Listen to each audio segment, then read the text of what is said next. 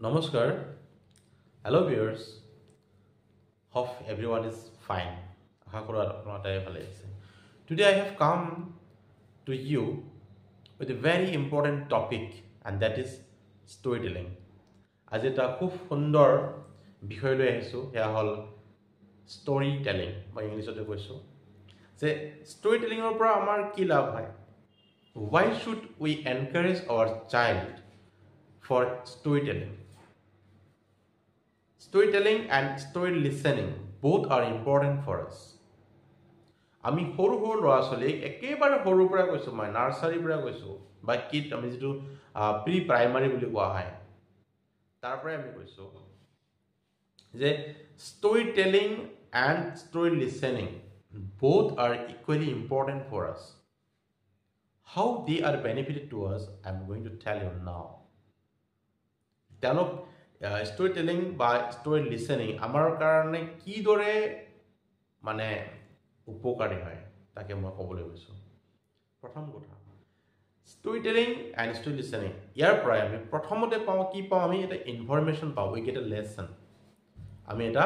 Information পাওঁ আৰু এই ইনফৰমেশন বৰ সুন্দৰ ইনফৰমেশন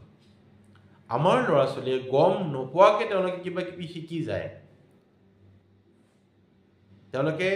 নাজানাকৈ তেওঁলোকে বহু কথা শিকি যায় and that is the most important thing for our young children so storytelling and story listening is a very important part number 2 যেতিয়া আমি আমাৰ ল'ৰা ছোৱালীক কিবা কাহিনী কম সাধু কম বা ষ্টৰী কম তেওঁলোকে কি হয় কিছুমান বিশেষ চৰিত্ৰৰ লগত তেওঁলোকৰ এটা চিনাকি হয় আৰু এই চিনাকিটো তেওঁলোকৰ মনত এটা হাস বহুৱাই দিয়ে তেওঁলোকৰ মনত বহু দিনলৈ থাকে সেই চৰিত্ৰবিলাকৰ পৰা তেওঁলোকে কি পায় এনকাৰেজ পায় উৎসাহ পায় যে অমুক এনেকুৱা আছিল মই তেনেকুৱা হ'ব লাগিব নম্বৰ 3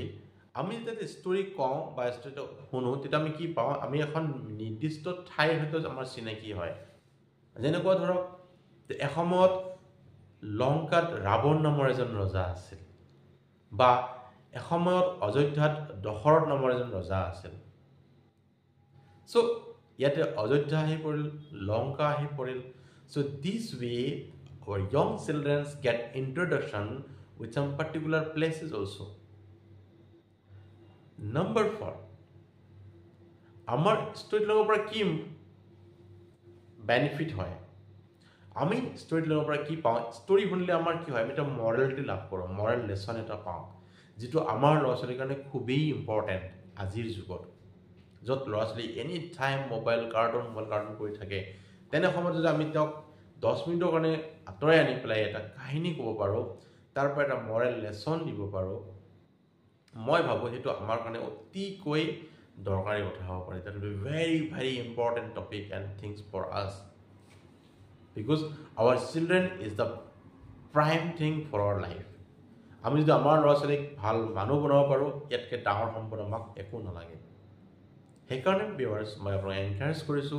যে ষ্টৰী টেলিং আপোনালোকে ঘৰত আৰম্ভ কৰি দিয়ক যিকোনো ষ্টৰী ফেৰী টেলছ হওক ফক টেলছ হওক মাইথোলজি হওক লেজেণ্ডছ হওক বা ফেবলছ হওক any kind of story which are having a morality you must encourage your child for this storytelling and story listening আজি আমি ষ্টৰী টেলক শুনাম আমি ষ্টৰী কম আমাৰ ল'ৰা ছোৱালীয়ে ষ্টৰী শুনিব এনেকে আমি এবছৰ দুবছৰ পিছত যেতিয়া এনেকে কৈ থাকিম ষ্টৰী দুবছৰ পিছত কি হ'ব আমাৰ ল'ৰা ছোৱালীয়ে আমাক ষ্টৰী ক'বলৈ আহিব আমাক ষ্টৰী শুনাবলৈ আগ্ৰহ প্ৰকাশ কৰিব আৰু যিদিনাখন তেওঁলোকে ষ্টৰী আমাক ক'বলৈ আহিব সেইদিনাখন আমি জানিম যে আমি আজি জয়ী we win the match ষ্টৰীটেলিংৰ পৰা আমাৰ কি বেনিফিট হয় যে ল'ৰা ছোৱালীবিলাকে কি কৰে এটা জয়ফুলনেছ পায় এটা এণ্টাৰটেইনমেণ্ট পায় what kind of entertainment through which we get the moral science the morality through which they learn characters they learn places they learn some informations আৰু ষ্টৰীটেলিংৰ পৰা যেটো সবতকে বেছি দৰকাৰী বুলি পোৱা যায় বেছি মানে পয়েন্ট বুলি কওঁ আমি ইউজফুল পয়েন্ট সেইটো হ'ল কি যে আমাৰ যিটো স্পিকিং পাৱাৰ, টকিং ষ্টাইল, কথা কোৱাৰ যি কৌশল, সেইটো আমাৰ বাঢ়ে। যেনে ধৰক আমি যদি আমাৰ কেঁচুটোৰ সন্মুখত বা ল'ৰাটোৰ সন্মুখত এটা কাহিনী এটা ক'বলৈ যাওঁ, অসমীয়াতে ক'বলৈ যাওঁ, কেনেকৈনো ক'ম বাৰু? নিশ্চয় আমি এইদৰে আৰম্ভ কৰিম যে বহুত দিন আগৰ কথা, অযোধ্যাত এজন ৰজা আছে, ৰজাজন বৰ দয়ালু আছে। So this beginning is very impressive. Our child will naturally be impressed with this word. At the same way, ঠিক তেনেকৈ আমি যদি ইংৰাজীত আৰম্ভ কৰোঁ ষ্টৰিটো, কেনেকৈ হ'ব যে many years ago, নাইবা আমি যদি এইদৰে কওঁ যে once upon a time there was a king in Hastinapura, যে বহুত বছৰ আগৰ কথা, হস্তিনাপুৰত এজন ৰজা আছিল।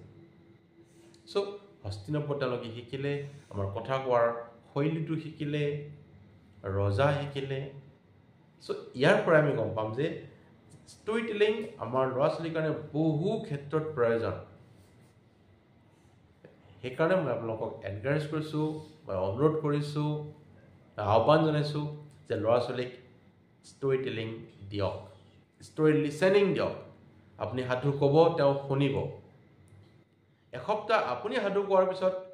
এসপ্তাহ পিছত তেওঁ ক'ব যে বাবা তুমি আজি এটা মোক সাধু শুনাব লাগিব। আপুনি চাব এসপ্তাহ পিছত আপোনাৰ ল'ৰাই বা আপোনাৰ ছোৱালীয়ে আপোনাক ষ্টৰি ক'বলৈ আৰম্ভ কৰিব। And that will be the most important part of your children's learning. Thank you very much. Keep it up. All the best and meet you in my next episode.